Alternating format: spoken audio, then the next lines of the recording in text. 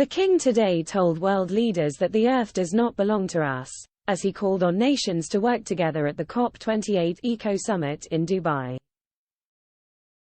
The monarch told delegates his grandchildren will be living with the consequences of what we did or didn't do on climate change in 2050, but did not mention George, Charlotte, Louis, Archie and Lilibet by name. Charles is the only foreign head of state who has been invited to speak at the climate action meeting of global leaders in honor of the work he has been undertaking in the environmental field for decades. The king said at the opening of the World Climate Action Summit this morning that despite some progress, transformational action was needed as the dangers of climate change are no longer distant risks. He told heads of state, heads of government and business and climate delegates at Expo City Dubai that nature was being taken into dangerous, uncharted territory by human activity, and called for nature-positive change.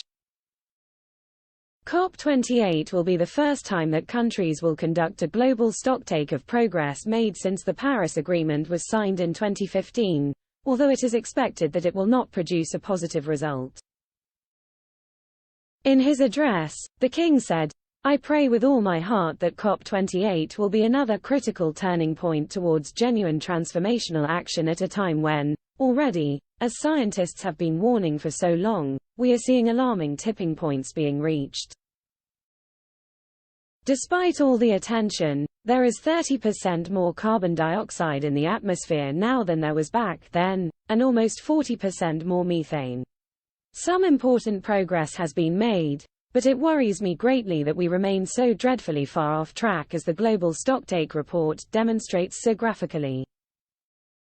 The dangers are no longer distant risks. I have seen across the Commonwealth, and beyond, countless communities which are unable to withstand repeated shocks, whose lives and livelihoods are laid waste by climate change. Surely, real action is required to stem the growing toll of its most vulnerable victims.